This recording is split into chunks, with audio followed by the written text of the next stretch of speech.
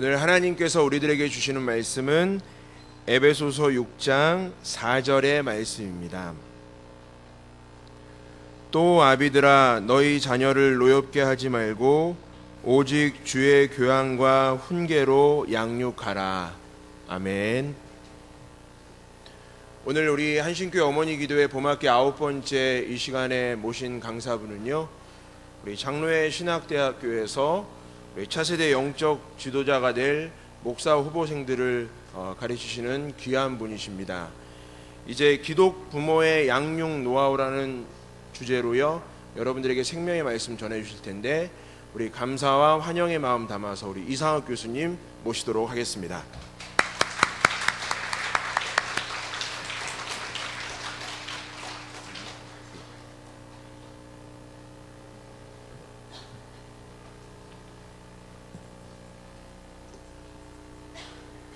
이렇게 만나 뵙게 돼서 참 반갑습니다. 네, 우리 목사님께서 말씀 읽어주셨는데요. 사실 기획하실 때부터 저한테 연락 오랫동안 주셨거든요. 그런데 지난주에 제 마음이 바뀌었습니다. 그래서 말씀을 좀 다른 곳으로 보려고요. 제가 읽어드리도록 하겠습니다. 에베소서 4장 32절에서 5장 2절 말씀까지입니다. 에베소서 4장 32절에서 5장 2절까지 말씀, 제가 가진 성경은 신약으로 315쪽에 있습니다. 한번 들어보시면 좋겠습니다. 서로 친절하게 하며 불쌍히 여기며 서로 용서하기를 하나님이 그리스도 안에서 너희를 용서하심과 같이 하라. 그러므로 사랑을 받은 자녀같이 너희는 하나님을 본받는 자가 되고 그리스도께서 너희를 사랑하신 것 같이 너희도 사랑 가운데서 행하라. 그는 우리를 위하여 자신을 버리사 향기로운 제물과 희생 제물로 하나님께 드리셨느니라. 아멘. 말씀 주제를 기독 부모의 양육 노하우라는 딱딱한 말씀보다는 이렇게 한번 정해 보았습니다. 찬찬히, 천천히, 애틋하게. 오늘 말씀 주제는 찬찬히, 천천히, 애틋하게입니다. 오늘 여러분들과 함께 이 자리에서 우리들 자녀들에 대하여 이야기를 나누며 조분조분 생각을 나눌 텐데요.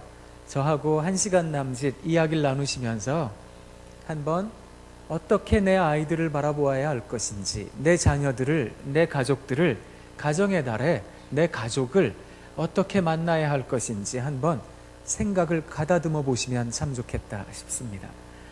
먼저 여러분들과 인사하고 싶은데요, 약간은 민망하시더라도 다들 대부분 초면이시죠? 그래서 옆에 분들하고 인사하시라고는 말씀 안 드릴게요. 저하고 인사하시지요. 민망하시더라도 이렇게 인사하시면 좋겠습니다. 사랑합니다. 네, 사랑합니다. 사랑합니다. 네, 사랑합니다. 사랑합니다. 사랑합니다. 사랑합니다. 저는 1시간 내내 사랑합니다만 말할 수 있는 사람입니다. 정말 그렇습니다. 사랑합니다. 네, 사랑합니다. 사랑합니다.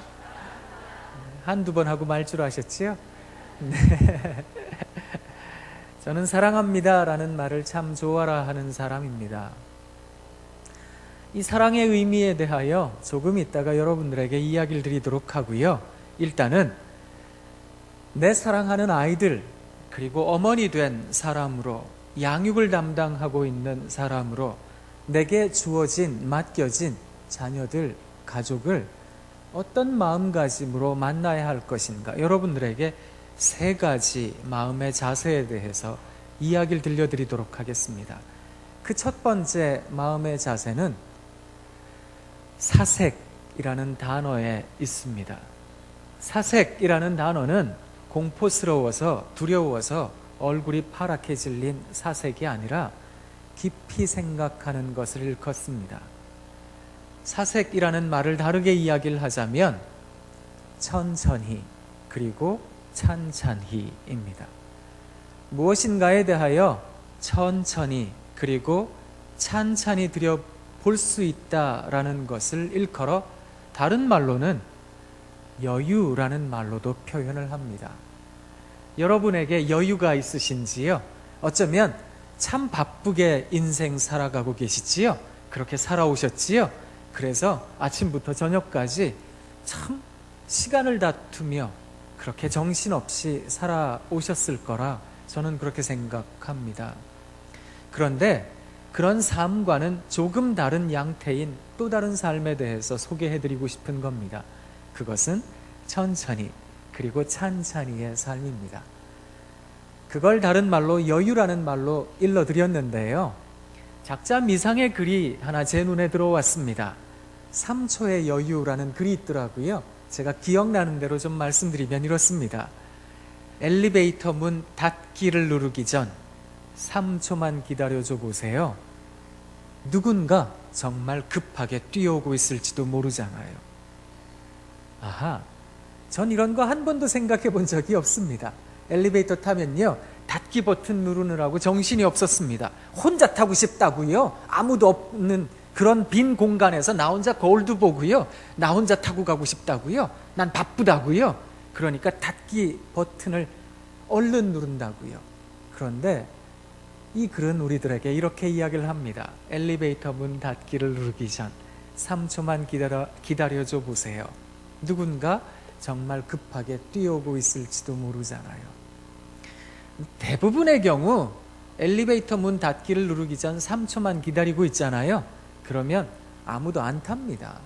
멋쩍습니다. 그럼에도 불구하고 한번 그렇게 살아보려고 애쓰는 건 중요한 겁니다. 읽다가 보니까 또 이런 문구도 있더라고요. 누군가 내 앞에 끼어들거들랑, 운전을 하고 가는데 누가 내 앞에 끼어들거들랑 그 사람을 위해 3초만 서서 기다려줘 보세요. 그 사람 아내가 정말 아플지도 모르잖아요. 와, 이런 거 한 번도 생각해 본 적이 없었습니다. 누가 끼어든다고요? 저런 공중도덕을 모르는 인간들 같으니라고? 저런 것들은 다시 교육을 받아야 된다고.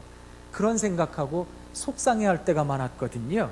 그런데 끼어드는 차들 가운데에는 아내가 진짜 아픈 경우도 있다라고 이야기를 하는 겁니다. 그렇다, 그런 생각을 해보며 여유를 갖는다는 게 참 중요한 거로구나, 그런 생각을 해보았습니다. 차창 밖으로 한 아이와 눈이 마주쳤을 때 그 아이에게 3초만 손을 흔들어줘 보세요. 그러면 그 아이가 커서 내 아이에게도 그리할 테니까요. 이것도 좋은 말이죠. 제가 이거 한번 해본 적이 있습니다. 운전을 하고 가는데요, 이제 정지선에 딱 섰다고요. 그런데 제 오른편에 노란 봉고차 안에 애들이 그득 탔습니다. 어딜 가나 봅니다. 한 남자아이와 눈이 딱 마주쳤다고요. 그래서 제가 이게 생각이 나서요, 이 아이를 바라보며 손을 흔들어 줬습니다.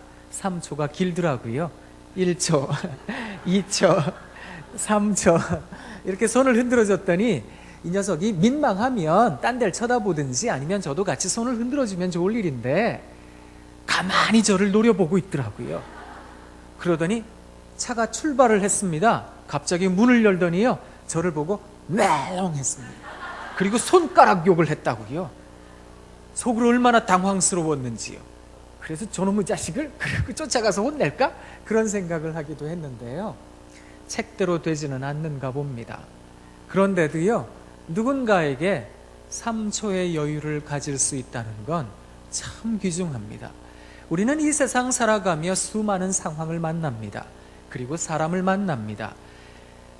내가 만나는 대상에 대하여, 상황에 대하여 우리는 쉽게 그것이라고 이야기할 때가 많습니다. 그런데 그것을 한번 천천히 그리고 찬찬히 바라보시죠. 그러면 그것이 당신이라는 인격체로 바뀌어집니다.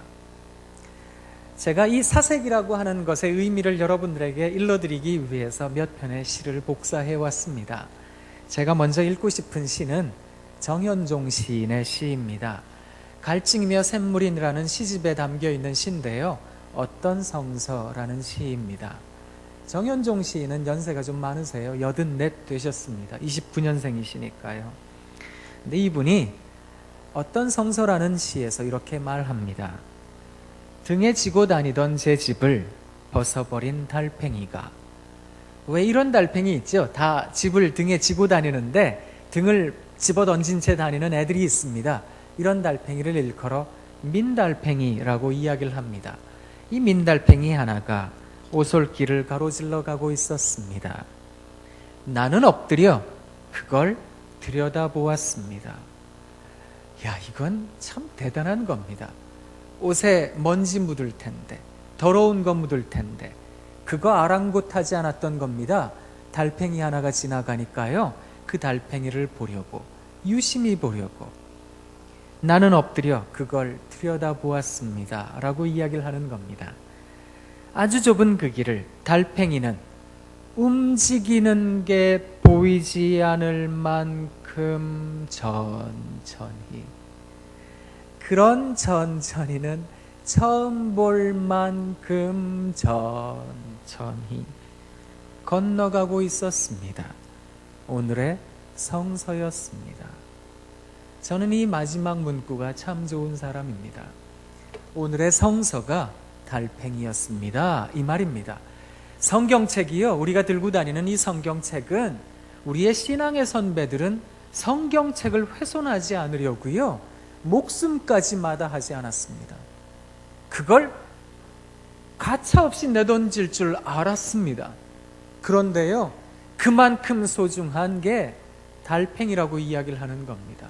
우리는요, 길을 가다가 달팽이를 보잖아요. 그러면 더러운 게 하나가 있네? 여기 발로 툭 차봅니다. 죽었나? 그런 생각을 합니다.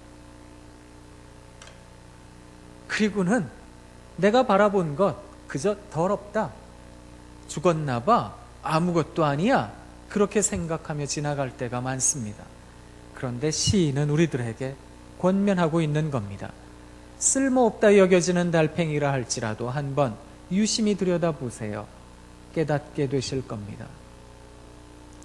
깨달음이라고 하는 것이 생겨난다, 이 말을 하는 겁니다. 그게 시에 담겨 있습니다. 그게 무슨 말이냐 하면 오늘의 성서였습니다 라는 문구에 담겨 있는 마음입니다. 시인이 발견한 겁니다. 천천히, 그런 천천히는 세상에 본 적 없는 천천히, 그런 천천히로 기어가고 있는 달팽이요, 오솔길 하나 건너는데 하루 종일 걸릴 일입니다. 그렇게 느리게 가는 달팽이를 바라보고도 마음에 깨달음을 갖습니다. 그렇구나, 그렇구나, 이렇게 열심히 당당히 씩씩하게 기어가는구나, 그걸 바라보며 깨닫습니다. 그리고 이야기를 하는 겁니다. 오늘의 성서였습니다. 그래서 그런지 정현종 시인이 모든 순간이 다 꽃봉오리인 것을 이라는 시를 쓰셨는데요, 시에서 이렇게 이야기를 합니다. 나는 가끔 후회한다. 그때 그 일이 노다지였을지도 모르는데, 그때 그 사람이, 그때 그 물건이 노다지였을지도 모르는데 더 열심히 파고들고, 더 열심히 말을 걸고, 더 열심히 귀 기울이고, 더 열심히 사랑할 걸 반벙어리처럼 귀머거리처럼 보내지는 않았는가, 우두커니처럼. 더 열심히 그 순간을 사랑할 것을, 모든 순간이 다 꽃봉오리인 것을, 내 열심에 따라 피어날 꽃봉오리인 것을. 우리가 살아가고 있는 모든 것들은 다 우리들에게 주어진 하나님의 선물인 것을, 우리는 그걸 잘 모르고 그저 아무것도 아니라고, 너무 평범하다고, 날마다 만나는 것들에 대하여 우리는 루틴하다라고 생각합니다. 지극히 평범하다고요, 일상적이라는 이야기를 합니다. 집으로 들어오는 배우자들에게 한번 여쭤보십시오. 배우자에게 물어보십시오. 그저 일상을 살았습니다. 평범을 살았습니다. 그런 배우자에게 한번 물어보십시오. 여보, 오늘 무슨 일 있었어요? 대부분 이렇게 이야기할 겁니다. 아무 일도 없었어? 별일 없었어? 귀찮다는 이야기이기도 하지만 그저 살아가며 내게 감동 주는 일이 없었다, 그걸 이야기를 하는 겁니다. 살아가며 감동을 잃어버렸습니다. 온 세상 보물천지인 것을, 그럼에도 불구하고 감동을 잃어버렸습니다. 머리끝부터 발끝까지 오는 감동 말입니다. 떨림이라고 이야기하는 전율 말입니다. 그걸 잊어버렸습니다. 그저 세상에 대하여 냉담해졌습니다. 그래서 그 냉담함이 내겐 비극처럼 느껴질 때가 있다 싶습니다. 영국의 극작가인 서머셋 모음이라는 사람이 이런 이야기를 했습니다. 여러분, 사랑의 비극이 무엇인 줄 아십니까? 사랑의 비극은 헤어짐도 죽음도 아닙니다. 사랑의 비극은 무관심입니다. 그렇다 싶습니다. 죽으면 아마 가슴 먹먹해질 일입니다.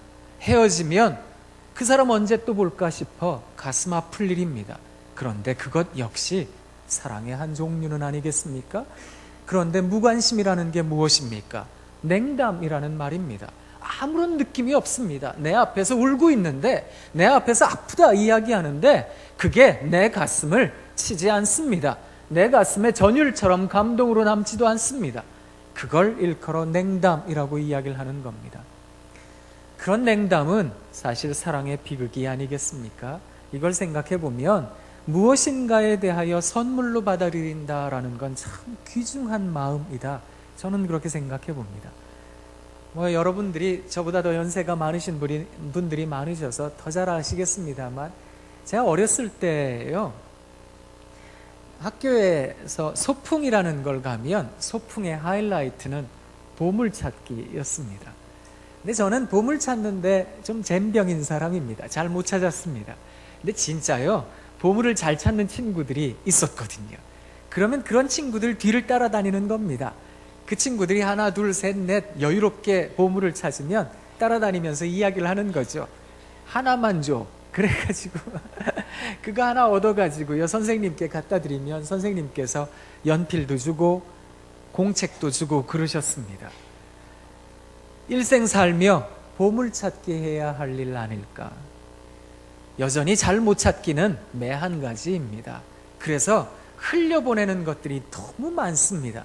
그래서 가슴이 아픕니다. 하나라도 소중히 여길 수 있는 마음.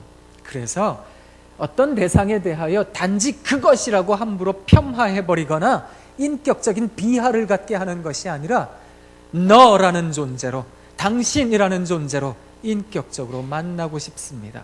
날마다 보는 건물이고, 날마다 보는 나무이고, 날마다 보는 꽃들이고, 날마다 보는 사람들이지만 그 사람들을 바라보며 느낄 수 있으면 좋겠습니다.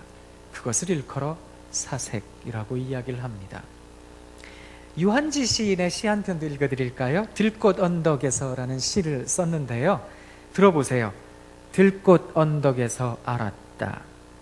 값비싼 화초는 사람이 키우고 값없는 들꽃은 하나님이 키우시는 것을. 그렇구나, 그런 생각을 하였습니다.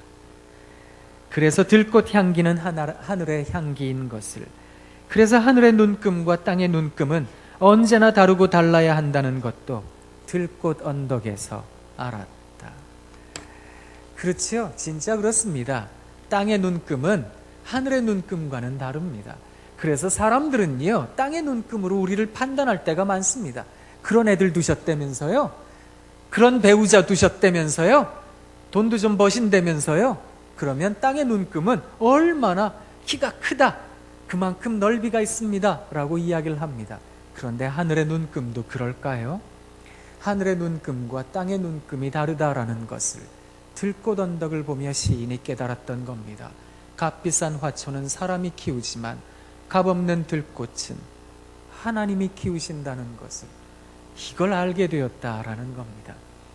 저는 우리가 내 가족을 바라볼 때, 그리고 내 배우자, 내 아이들을 바라볼 때마다 하늘의 눈금으로 바라보면 참 좋겠다, 그렇게 생각하는 사람입니다. 제가 좋아하는 정호승 시인의 시 한 편도 읽어드릴게요. 그리운 목소리라는 시입니다.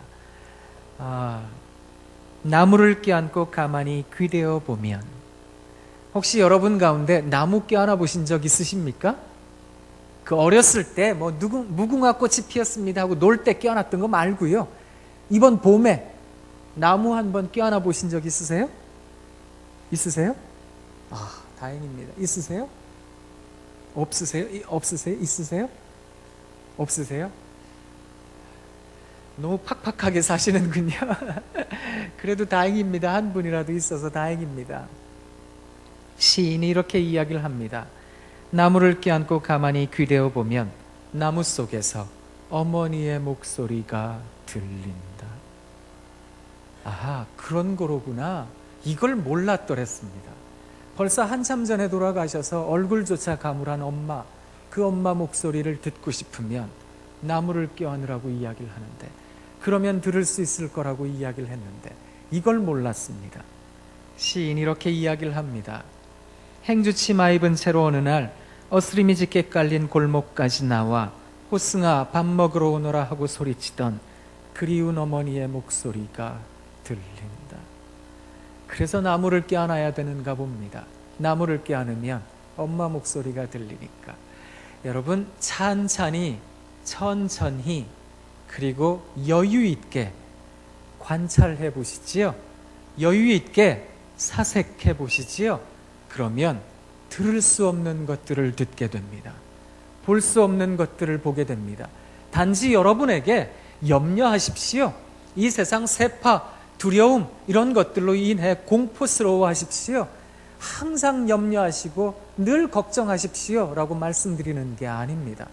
사색은 그런 게 아닙니다. 하늘을 바라보시면 좋겠습니다.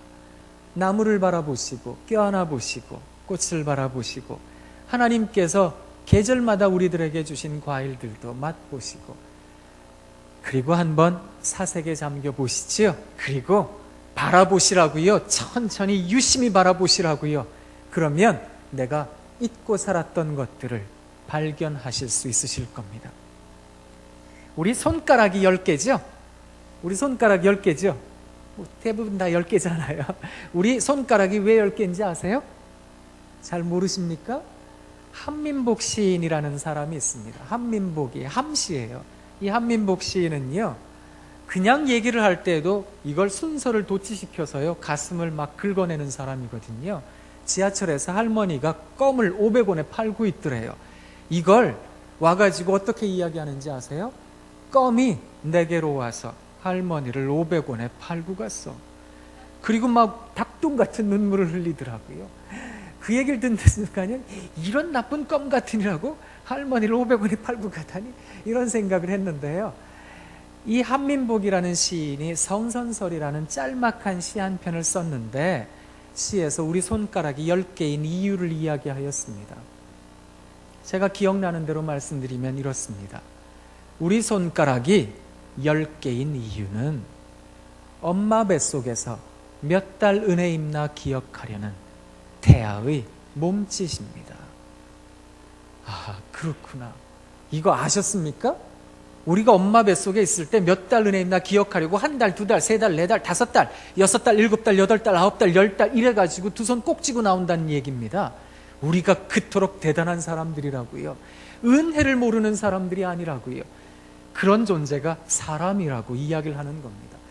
이거 몰랐는데요. 이걸 본 적도 없고 느낀 적도 없고 생각한 적도 없는데요. 손가락 10개를 유심히 바라본 겁니다. 왜 10개일까? 왜 10개일까?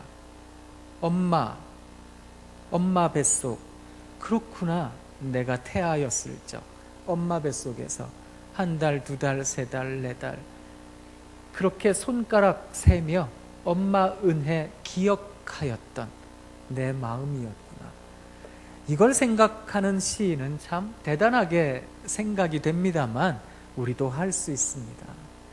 저는 여러분들에게 왜 이걸 할 수 있는가에 대하여 잠깐 이야기를 드리고 싶은데요.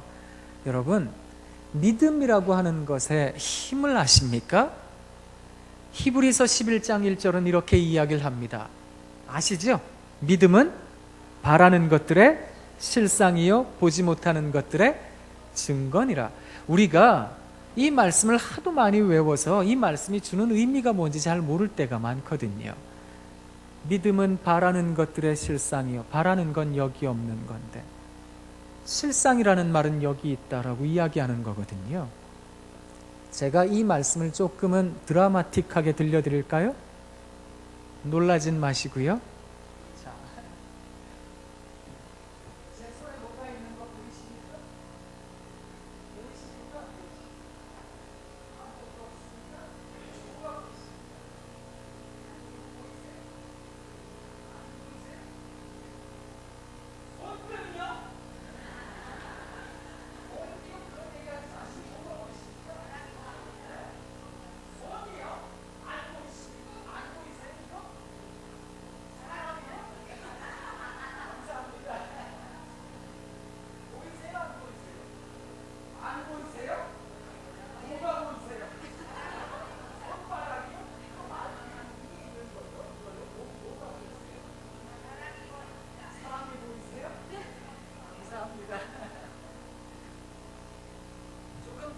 이해하셨지요?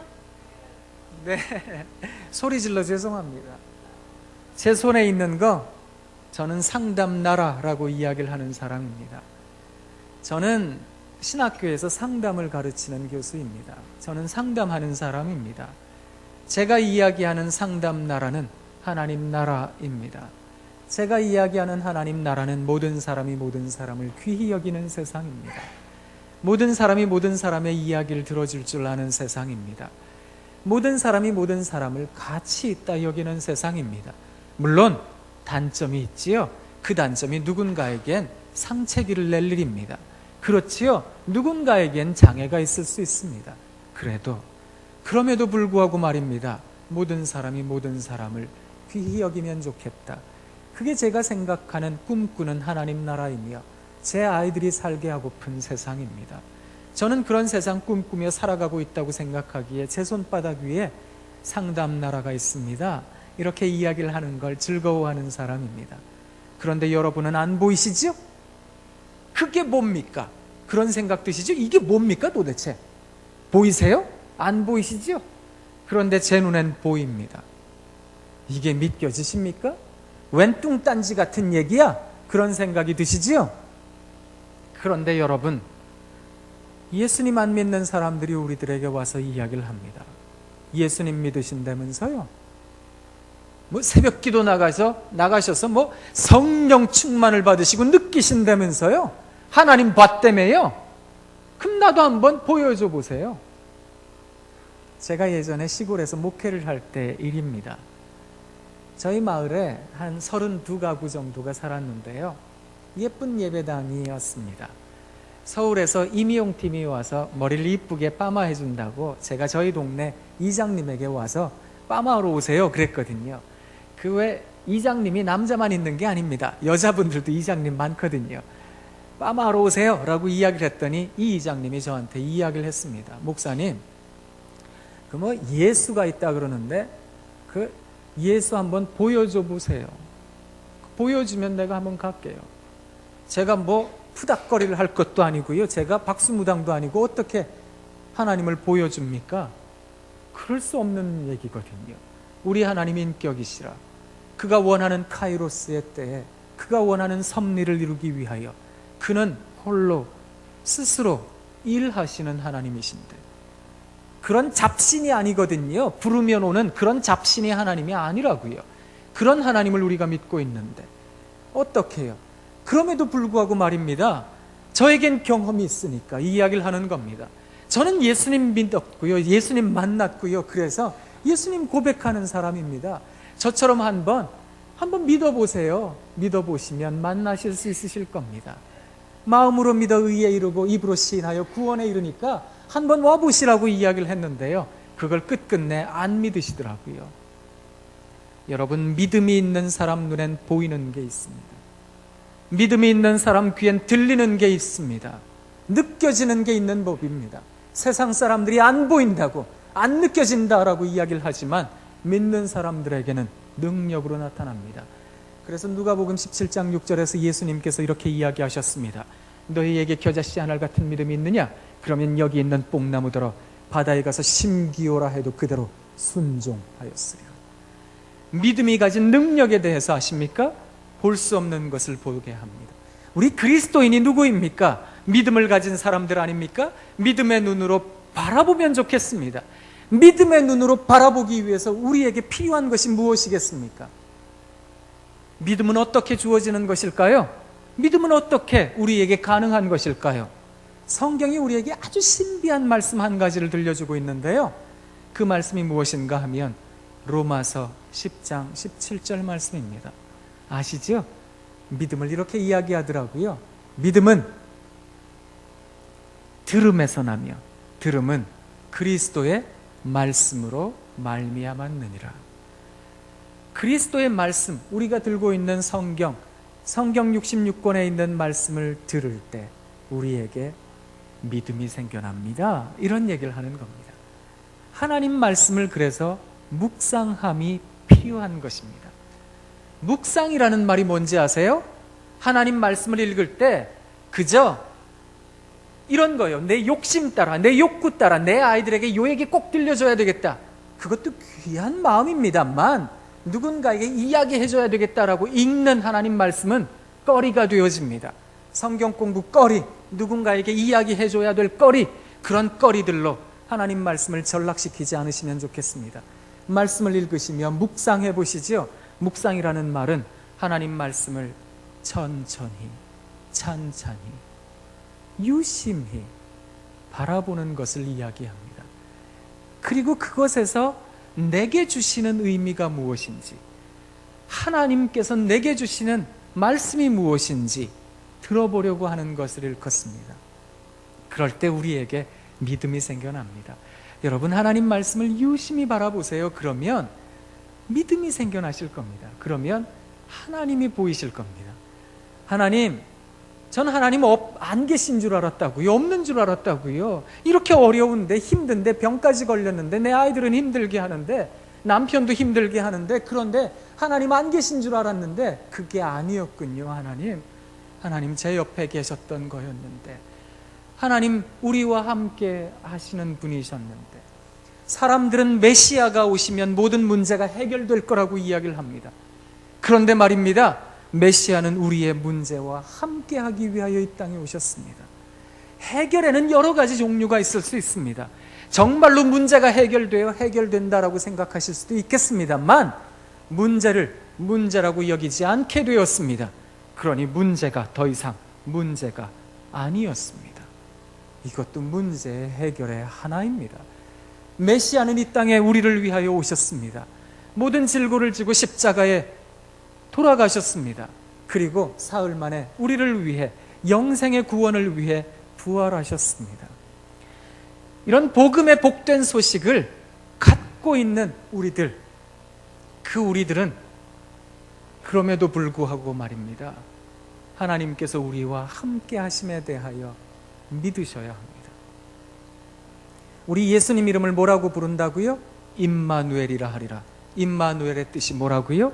하나님 우리와 함께 계시다. 하나님 우리와 함께 하시기 위해서 메시아는 이 땅에 오셨습니다. 우리의 아픔과 우리의 당황스러움과 우리의 깜깜한 절벽같이 내 앞에 큰 벽 하나가 있어서 어디로 갈지 모르겠습니다. 막다른 골목 아닙니까? 끝까지 내몰렸다고요? 그런 마음과 함께 하기 위해서 메시아는 이 땅에 오셨습니다. 우리와 함께 하기 위해서. 가만히 보니 하나님께서 우리와 함께 하시니 문제가 아니게 되었습니다. 이렇게 이야기를 할 수 있게 되는 겁니다.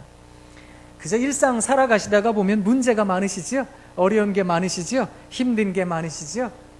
그거 저도 마찬가지입니다. 우리가 생각하는 일상의 문제들은요, 그리 큰 문제들은 아니겠습니다만 소소한 문제 가운데에도요, 우리는 절망에 이를 때가 참 많습니다. 저 역시, 이렇게 이야기를 하는 저 역시 보통의 아버지에 불과합니다. 그러니까 제 아이들을 볼 때마다 죄송합니다만 자꾸 핀잔을 줄 때가 많습니다. 눈이 갑자기 도끼 눈으로 바뀌고요. 그래서 어디부터 찍을까 이런 생각하고요. 눈이 갑자기요, 명탐정 콜롬보가 됩니다. 그래서 건수를 찾아내는 겁니다. 단서를 찾아내고요. 이것들이 뭘 잘못했나? 이런 지적할 거리들을 찾아내려고 눈이 분주할 때가 많습니다. 큰애 방에 들어가면 답답하거든요. 정말 답답합니다. 그래서 잘 안 들어가려고 하는데, 야, 책상이가 네 마음이잖아. 어? 책상 정리 좀 하고 돌아다니라고. 넌 좀 씻냐? 냄새 나잖아. 너는 왜 맨날 네 방은 바자회냐? 옷을 쭉 펼쳐놓고 이거 얼마냐? 이건 도대체. 어? 넌 빤스가 책이야? 왜 책 꽂아놨어? 이 양말은 보물이냐? 왜 보물 숨기하듯 숨겨놨냐? 너는. 이게 제 입에서 떠나지 않는 이야기인 걸 보면 저도 아직 한참은 멀었다 싶습니다. 그러면 자꾸 희망이 사라지는 듯 여겨질 때가 많아. 절망 가운데 빠질 때도 있습니다. 야, 이게 참 어렵구나. 언제 바뀔까? 그래도 저희 집 아이들은 공부는 좀 하는 편입니다. 성적이 안 좋아서 그렇지 공부는 아주 열심히 합니다. 저는 성적과 공부는 구분해야 된다, 이렇게 이야기를 하는 사람인데요, 공부하는데 안 되는 걸 어떡합니까? 어쩔 수 없습니다. 네. 그래도 큰아이는 고등학교 가서는 좀 하는 편입니다. 한 7, 80점은 받아오니까요. 그래도 좀 하는 편인데요, 둘째 녀석은 이분은 중학생이신데 받아오시는 점수가 남다르십니다. 2, 30점 받아오시는데, 근데 자기가 생각하기에 시험을 잘 봤잖아요? 그러면 손에 쥐고 오십니다. 시험지를. 깃발처럼 흔들면서 오십니다. 내가 이런 점수를 받았다 이렇게 내놓는 분이신데요. 뭐 자주 그렇습니다. 점수만 잘 받았다 하면 다 손에 들고 오시니까. 지난 겨울에도 점수를 들고 왔더라고요. 내놨는데 기말고사를 봤는데 보니까 60점을 받았어요. 잘했잖아요. 우야, 배가 넘은 거예요 지금 점수가. 그래서 우리 아들 일치월장 잘했다 제가 칭찬을 해줬더니 얘가 저한테 거들먹거렸습니다. 이런 날은 외식하러 가야 되는 거 아니냐고 저한테. 그래서 온 가족이 외식하러 갔습니다. 외식하러 가면서 마음이 찝찝했습니다. 이런 점수로 외식을 해도 되나? 이웃 사람이 볼 텐데, 아는 사람이 볼 텐데. 어디 가세요? 아, 외식하러 가는데요. 아, 좋은 일 있으신가 봐요. 네, 우리 아이가 60점을 받았습니다. 이게 말이 안 되는 시츄에이션인데, 그런 생각을 하면 답답한데, 언제 우리 아이들은 철이 들고 언제 우리 아이들은 성적이 오를까? 이런 생각을 하면 답답해질 때가 많습니다. 여러분들도 그러시죠? 언제 좀 철이 들까? 근데 이게요, 비단 우리나라 부모님들만 고민하는 고민은 아닌가 봅니다. 제가 최근에 논문 한 편을 봤거든요. 미국의 이제 심리학회에서 발표가 되어진 논문인데요. 그 학자가 25년 동안 종단 연구를 했더라고요, 세상에. 그리고 발표를 했는데 이 사람 이름이 예레미야예요. 제레마이아 헌팅턴이라는 심리학자인데요. 이 사람이 궁금했습니다. 애들은 도대체 언제 부모님의 뜻 따라 사나? 언제 도대체 내 자녀가 바뀔까? 언제 철들까? 언제 부모님의 마음에 합한 사람이 될까? 언제 회심이라는 것을 경험하게 될까? 이걸 이 사람이 25년 동안 연구를 했더라고요. 이 사람도 답답한 인생 살았나 봅니다. 근데요, 연구 결과를 읽고서 절망했습니다. 그렇지만 희망하기로 작정하였습니다. 그 연구 결과가 뭔지 아세요? 제일 많이 변화된 시점을 얘기하더라고요. 자녀가 변화되는 제일 많이 변화된 시점이요. 그때가 언제냐 하면 부모님이 돌아가시고 나서 3년쯤 지나. 이거 왜 3년쯤 지나서는 뭔지 모르겠어요. 그래서 후속 연구가 필요할 것 같은데요. 아마 3년쯤 지나면 제정신이 드나보죠. 왜 우리도 그런 얘기를 하잖아요. 사랑하는 사람 떠나보내고 나서 그 당시에는 뭔지 몰라요. 그런데 3년쯤 지나면 슬픔이 물밀듯 몰려올 때가 있다고요. 그런 때가 아마 회심의 시간인 것 같은데요, 느끼기에는. 그런데 그 얘기를 읽으면서 제가 답답해졌습니다. 내가 죽어야 된다는 얘기잖아. 이 생각이 들었기 때문이거든요. 애들이 언제 바뀔까? 죽어야 된다는 얘기인데 그 생각을 하니까 답답해지더라고요. 그래도 희망하기로 하였습니다. 언제 바뀌더라도 바뀌긴 바뀐다는 얘기니까요. 우리는 희망이라고 하는 말을 생각할 때에는 오해하는 경향이 있습니다. 희망을 낙관이라고 생각할 때가 많거든요. 그런데 희망은 낙관이 아닙니다. 낙관은 예상되거나 예측될 때 갖는 기대를 일컫습니다. 내 자식이 이 정도 학교 갔으니 이렇게 직장 잡아 살겠지? 이렇게 직장 잡아 살고 결혼해서 살겠지? 결혼해서 사니 애 낳고 잘 살겠지? 눈에 보이는 뻔한 미래, 이런 것들을 떠올리는 것은 낙관이라고 이야기를 하는 겁니다. 희망이 무엇인 줄 아십니까? 희망은 예상도 예측도 예견도 아무것도 안 되는데 그럼에도 불구하고 갖는 기대를 일컫습니다. 그래도 기대하는 겁니다. 아무것도 안 보이죠. 뭐 다 쌓였습니다. 길이 없다고요, 하나님. 그렇게 희망을 이야기할 수 없는 순간에 희망을 떠올리는 게 진짜 희망입니다. 그때 이야기를 하는 겁니다. 하나님 살아계시다. 하나님 살아계시다. 하나님 나와 함께 하신다. 하나님 살아계신다. 그 말에 믿음이 담겨 있는 겁니다. 희망이 담겨 있는 겁니다. 그 말 속에 이 세상 살아갈 수 있는 또 다른 능력이 숨겨져 있는 겁니다. 그래서 이 말을 꼭 기억해 두십시오. 강단격언입니다. 기도하는 자의 자녀는 망하지 않습니다. 왠지 아십니까? 하나님이 살아계시기 때문입니다. 하나님 이 시간 우리와 함께 역사하고 계십니다. 내 자녀를 나보다 더 불꽃 같은 눈으로 보시겠다고, 내가 너를 절대로 버려두지 않겠다고, 너 두려워하지 마, 놀라지 마, 내가 너를 붙들 거거든, 내가 너를 의롭고 강하고 큰 오른손으로 너를 붙들 거거든. 이사야 41장 10절에서 예수님께서, 하나님께서 우리들에게 들려주신 약속의 말씀입니다. 그 약속의 말씀을 믿음으로 간직하고 살아가는 삶, 그것이 희망 섞인 삶이며 사색하고 살아가려고 하는 사람들의 두 번째 자세입니다. 사색이라고 하는 개념은 희망이라는 개념과 잇대어 있습니다. 이제 마지막 세 번째입니다. 세 번째는 우정이라는 개념입니다. 첫 번째는 사색, 두 번째는 희망, 세 번째는 우정입니다. 얘기를 하다 보니 벌써 우정까지 왔지요? 이제 얼마 안 남았습니다. 아직 괜찮으세요? 뭐 기지개 안 펴셔도 괜찮으세요? 네, 고맙습니다. 너무 잘 들으세요. 예쁘세요.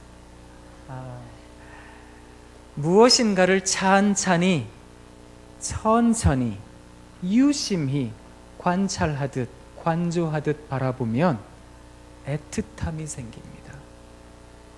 그렇습니다. 무엇인가에 대하여 애틋해지지 않는다라는 것은 내가 그에 대하여 시간을 투자하지 않았다 이 말입니다. 내가 무엇인가에 대하여 마음을 쏟지 않았다 이 말입니다. 마음을 쏟지 않으면 시간을 투자할 수 없는 겁니다.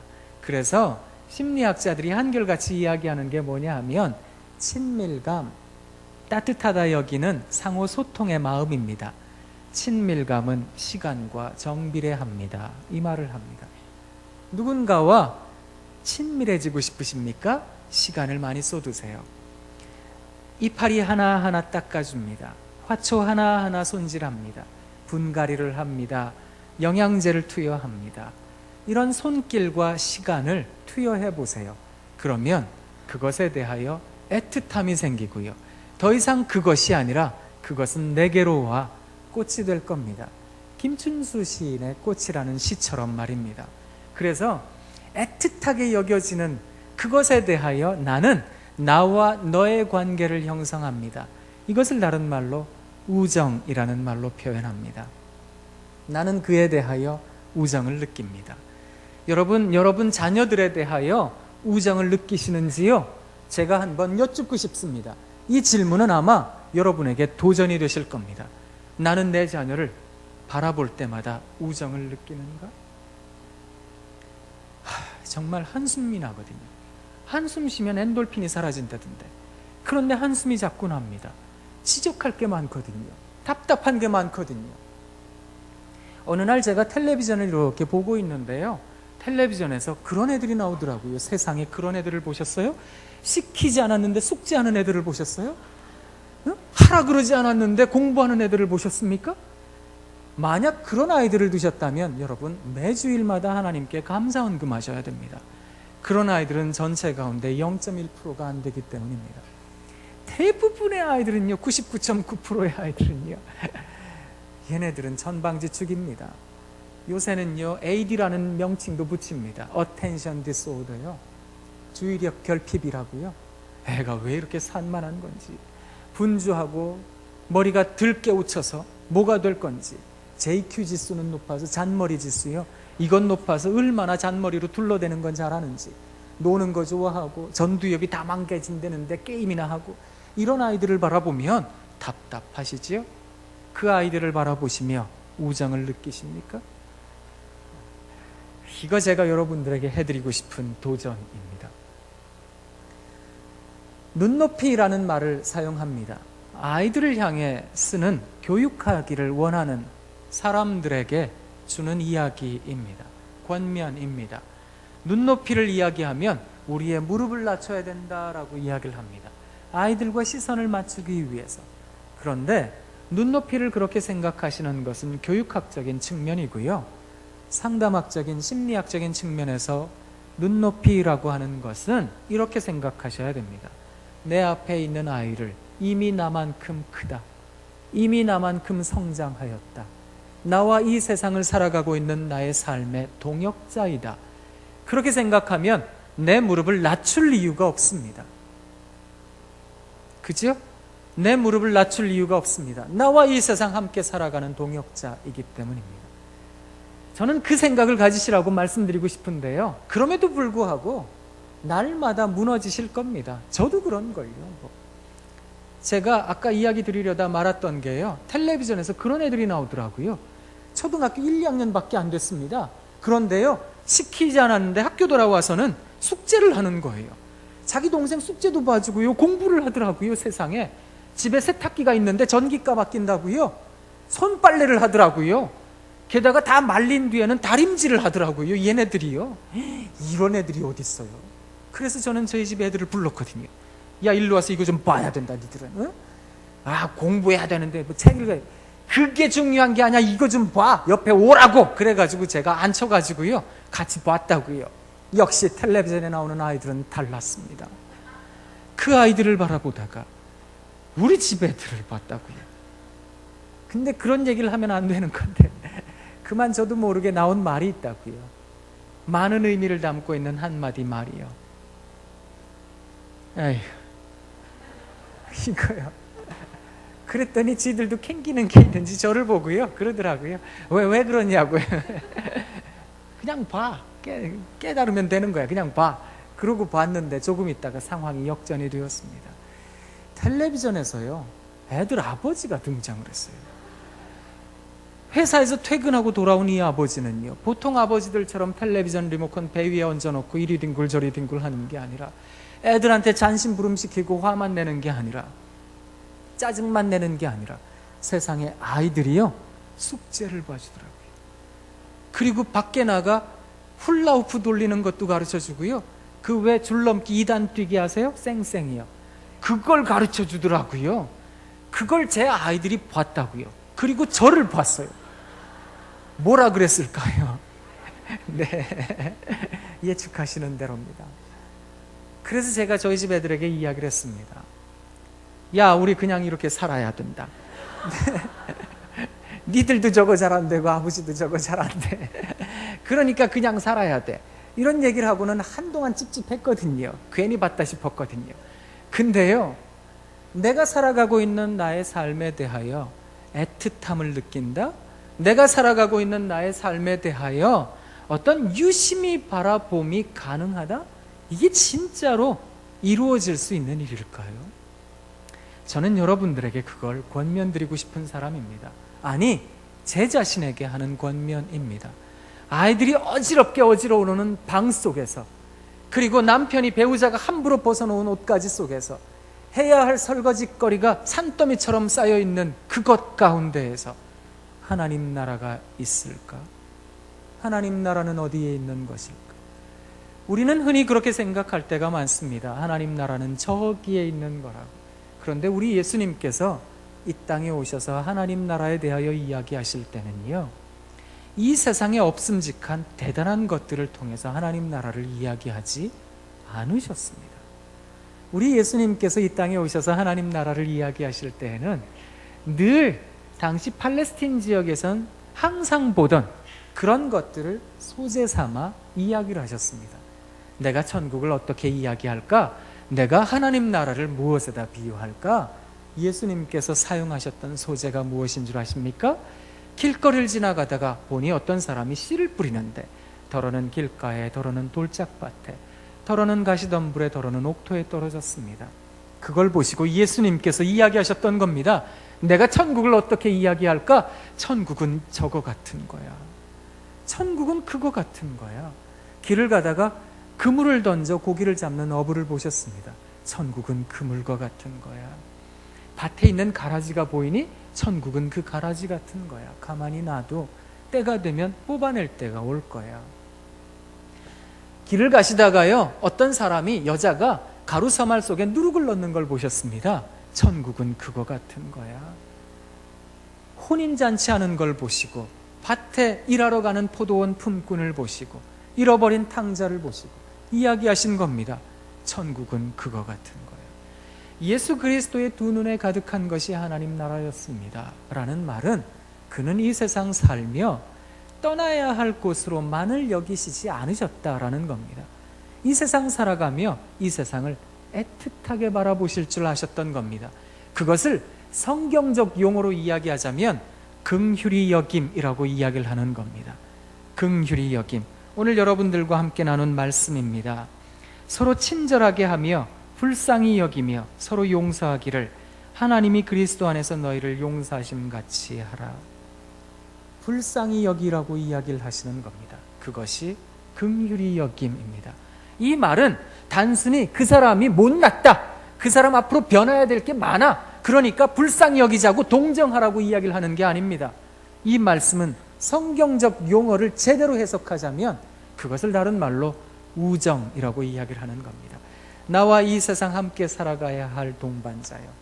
역으로 이야기를 해볼까요? 그 사람만 물에 빠졌나요? 그 사람만 어렵나요? 그 사람만 허우적대고 있나요? 나 역시 허우적대고 있긴 매한 가지거든요. 나 역시 어렵긴 매한 가지거든요. 여러분 자녀들에게 이렇게 살아라 이렇게 살아라 이야기하시잖아요. 그런데 그런 거 다 아시면서 이렇게 사십니까? 이렇게 한번 질문하면 발칙하게 들리시나요? 한번 생각해 보시죠. 여러분 정말 잘 살아가고 계십니까? 여러분은 100% 잘 살아가고 계십니까? 어떻게 그걸 장담하십니까? 사람 인생을 무엇이라 이야기를 하는데요? 신비하다라고 이야기를 하는데요. 인생 한방이라 역전 인생 드라마를 쓴 사람도 있고요. 잘 나가다 한순간에 고꾸라진 사람도 있는 걸요. 어떻게 장담하십니까? 선줄로 생각하십니까? 넘어질까 조심하십시오. 넘어졌다고 좌절하십니까? 일어설 때가 있으니 희망하십시오. 성경이 이야기하는 역설을 아십니까? 생각해보면 우리 중 누구 하나 담대하게 나는 끝까지 잘 살 사람입니다, 끝까지 잘 될 거라고요, 누구든 그렇게 이야기를 못합니다. 물론 믿음으로 고백하실 수는 있으실 겁니다. 그런데 세상적 잣대로는 그게 안 된다고요. 그런데 이 세상 살아가며 우리들은 아이들에게 세상적 잣대를, 세상의 눈금을 가져다 댈 때가 참 많습니다. 스펙을 길러야 된다고요. 물론 그것이 필요 없다라고 이야기를 드리는 게 아닙니다. 그런데 부모된 우리가, 적어도 어머니 기도에 나오는 우리들은 자녀에 대하여 한번 생각해 보시면 좋겠습니다. 사색하시면 좋겠습니다. 자녀에 대하여요. 그리고 희망을 가지십시오. 아무것도 안 보이더라도 희망 가지시자고요. 그리고 애틋하시면 좋겠습니다. 내 아이에 대하여 애틋한 마음. 그 애틋한 마음은 단순한 동정이 아닙니다. 그 애틋한 마음은 우정이라는 겁니다. 그래서 나와 함께 이 세상을 살아가는 내 아이에 대하여 환한 눈으로 바라볼 수 있으시면 좋겠습니다. 이제 여러분들에게 두 가지 눈을 좀 가르쳐 드리고 싶은데요. 한번 따라해 보시죠. 눈을 할 수 있는 대로 크고 동그랗게 떠보세요. 크고 동그랗게 떠보세요. 다 뜨세요. 다 뜨셨어요? 네, 크고 동그랗게 뜨세요. 네. 눈만 크고 동그랗게 뜨면 놀란 토끼 눈 같으니까 입을 찢으셔야 돼요. 이 민망한 얼굴을 가지고 옆에 있는 사람을 쳐다보며 놀라주세요. 이야, 우와, 이야. 하셔야 되는데 이거 연습해야 돼요. 이 자리는요, 연습하는 자리거든요. 여기서 100번 연습해도요, 댁에 가셔서 한 번 안 하실 거예요. 제가 알거든요. 저는 사람 안 믿거든요. 사람은 믿음의 대상이 아니기 때문입니다. 여러분 사람 신뢰하지는 마십시오.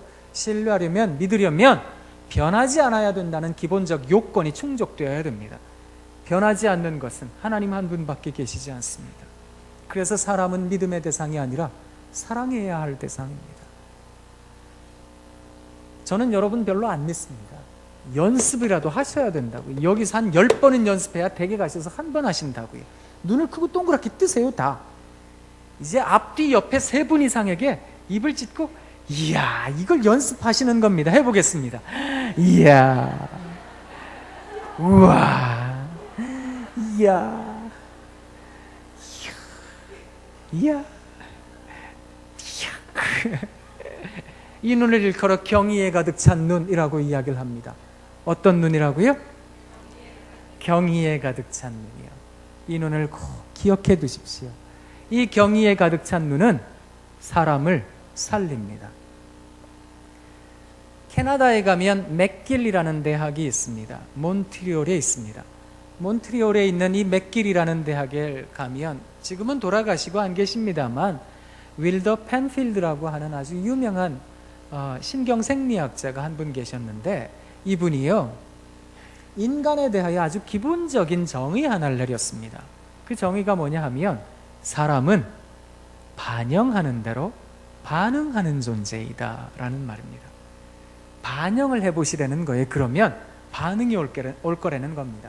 이게 무슨 말이냐 하면 이런 겁니다. 아이들 뛰어노는 놀이동산이나 아니면 어디 뭐 산책로나 이런데, 등산로나 이런데 가시다가 요술거울이라 그래서요, 이렇게 왜 가로로 찌그러진 거울 앞에 서면 내가 뚱뚱부로 보이고 이렇게 세로로 찌그러진 거울 앞에 서면 내가 홀쭉이로 보이는 그런 거울 보신 적 있으시죠? 그죠? 자, 두 개의 거울이 여러분 앞에 있습니다.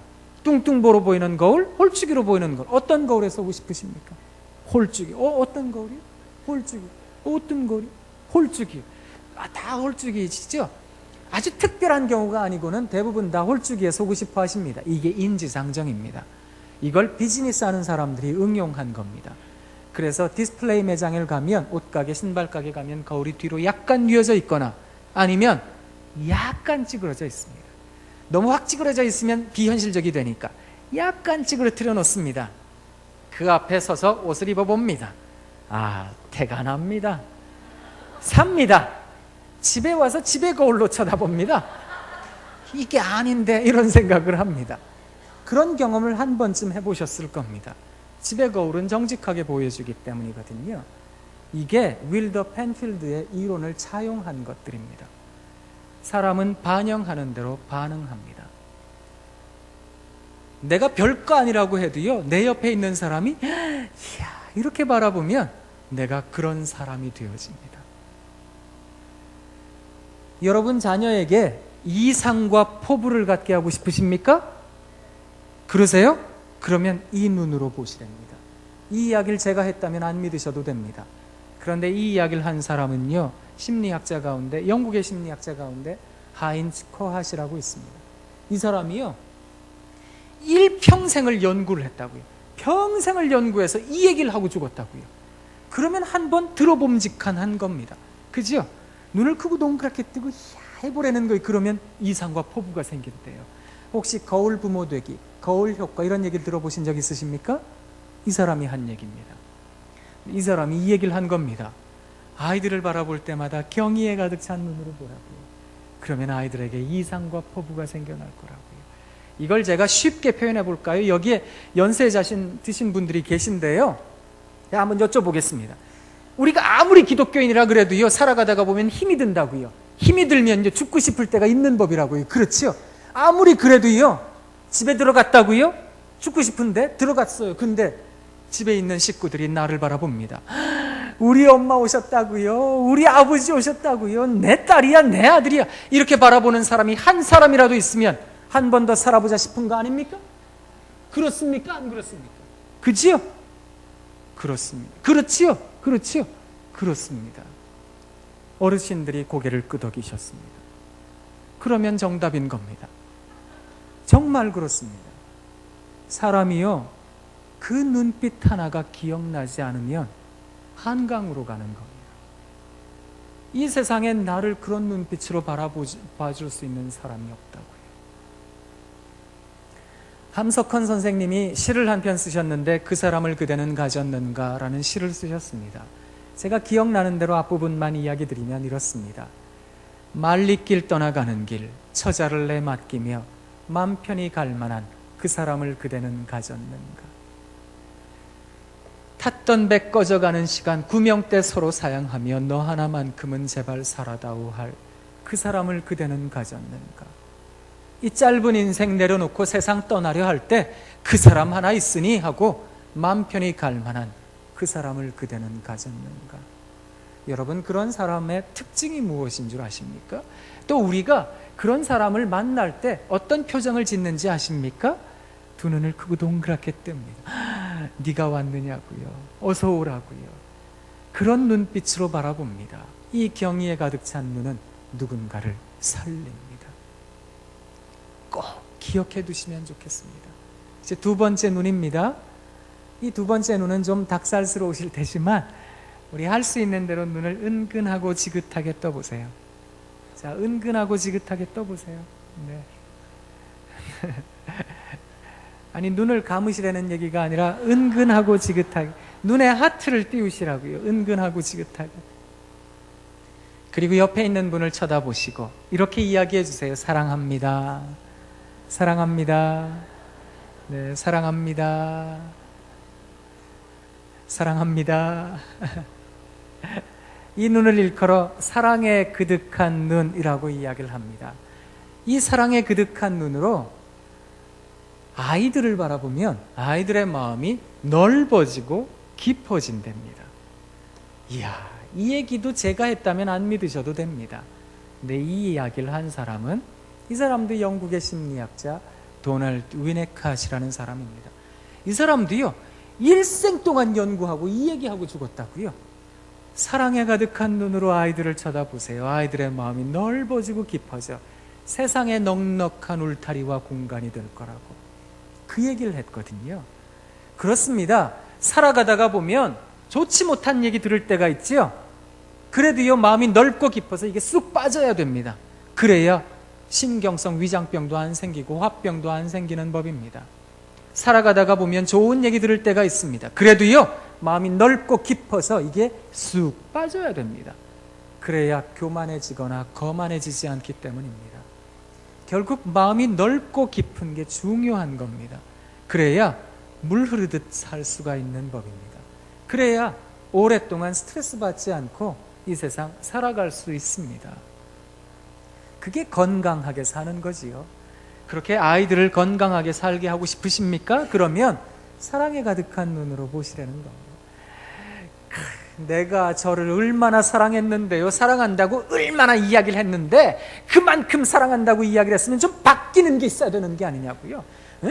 지가 어떻게 그럴 수 있는 거냐고요. 언제 끝이 나냐고요. 이 사랑은. 그런 이야기에 마음 아파하실 때가 있으시죠? 여러분, 제가 여러분들에게 이야기를 드리고 싶은데요, 그저 사랑이라고 하는 것은 결과를 바라보는 게 아니지 않습니까? 한 귀로 들어가서 한 귀로 흘러나온 것 같으시지요? 그런데도요, 사랑에는 효과가 있습니다. 그래서 마음이 넓어지고 깊어집니다. 아이들이 자라는 게 눈에 보이지 않듯 마음이 자라는 것도 눈에 보이지 않습니다. 여전히 모자란 것 같지만 어제와 오늘이 다릅니다. 이걸 꼭 믿어내시면 좋겠습니다. 그래서 사랑을 계속 이어가시면 좋겠는데요, 혹시 여러분 가운데 콩나물 길러보신 분 계십니까? 아, 그러세요? 콩나물 길러주셨습니까? 네, 많이 어렵게 사셨겠습니다. 제겐 콩나물 길렀다가 가난의 상징이거든요. 그래서 콩나물 기르셨다는 분들을 뵈면 여사로 보이지 않습니다. 뭐 지금은 뭐 괜찮게 삽니다만 제가 어렸을 땐 참 가난했더랬습니다. 제 아버님도 목사님이십니다. 뭐 이중표 목사님처럼 훌륭한 분은 아니시지만 그래도 나름대로는 제가 제 아버지를 참 존경하듯 제 아버지도 괜찮은 분이신데요, 은퇴하신 지 한참 되셨습니다. 80이시니까요. 근데 어렸을 때 생각해보면 참 가난했는데 교회에 교인들이 이렇게 찾아오면 그 성미 들고 오시니까 이제 그걸로 밥은 할 수 있는데 반찬할 돈이 없으니까 저희 집에서 반찬을 했습니다. 콩나물을 대량으로 길렀습니다. 콩나물로 할 수 있는 반찬이 많더라고요. 콩나물 무침해서 먹으면 맛있지요? 콩나물 국 끓여 먹으면 시원하지요? 콩나물 국밥해서 먹으면 좋지요? 콩나물 찜해서 먹어도 맛있지요? 콩나물 밥해서 간장 비벼 먹어도 맛있지요? 이게 콩나물로 할 수 있는 게 많더라고요. 그래서 콩나물 좀 길러봐서 압니다. 콩나물이요, 시루에 있는 콩나물 물 주면 물이 싹 빠집니다. 그런데 물을 부지런하게 주고 기른 콩나물과 물을 게으르게 주고 키운 콩나물이 다르게 자란다는 거 아십니까? 길러보신 분들은 압니다. 물을 게으르게 주잖아요. 콩나물에 어떤 현상이 생깁니다. 뭔지 아시죠? 잔뿌리가 확 납니다. 이게 다 얽힙니다. 그래서 콩나물 시루에 있는 콩나물이 안 빠집니다. 다 뚝뚝 끊어지고 상품 가치가 없어집니다. 게다가 물을 붓잖아요. 얘네들이 머금고 있습니다. 얘네들이 알거든요. 지주인이 이번에 물 주고 나면 또 물 안 줄 거라는 걸 알거든요. 그러니까 잔뿌리를 많이 냅니다. 물이 안 빠져요. 그러니까요, 썩는 거예요. 물이 안 빠지니까 못 먹어요. 버리는 게 돼버리거든요. 사람 마음이 이와 흡사하다는 걸 사람 만남이 알게 되었습니다. 사랑한다는 거요, 이야기 많이 들려주셔야 됩니다. 이게 사랑한다 이야기하는 게 콩나물 물 주는 것 같아서 다 빠지는 것처럼 보입니다. 한 귀로 들어가서 한 귀로 흘러나오는 것 같은데요, 이게 사람 마음을 넓히고 깊이 있게 합니다. 그래서 사랑한다는 이야기를 꼭 들려주셔야 되는 겁니다. 이제 앞뒤 옆에 계신 분 3분 이상에게 눈을 은근하고 지긋하게 뜨고 사랑합니다 인사해 보겠습니다. 사랑합니다. 사랑합니다. 사랑합니다. 자, 그런데 제가 지금 여러분들에게 2가지 눈을 가르쳐 드렸는데, 하나는 경의에 가득 찬 눈, 또 다른 하나는 사랑에 그득한 눈인데, 경의에 가득 찬 눈과 사랑에 그득한 눈을 말 잘 듣고 진짜 내 마음에 쏙 들게 하는 아이들, 그런 배우자에게 누가 못하겠습니까? 다 할 줄 압니다. 말은 찌질이도 안 듣고 정말 저런 인간이 다 있나 싶고, 그런 생각이 드는 그런 상황에서 이걸 하셔야 된다는 겁니다. 이걸 하다 보면 눈물이 떨어지실 겁니다. 진짜 눈물 나는 이야기입니다. 그런데 그걸 하시라고 말씀드리는 겁니다. 2가지 눈을 2단 콤보로 해보겠습니다. 3분 이상에게 하시는데 눈을 크고 동그랗게 뜨고 이야 한 뒤에 눈을 은근하고 지긋하게 뜨고 사랑합니다 이야기를 하는 겁니다. 3분 이상에게 해보겠습니다. 이야 사랑합니다.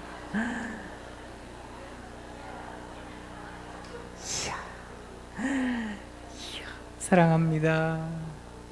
이야 사랑합니다.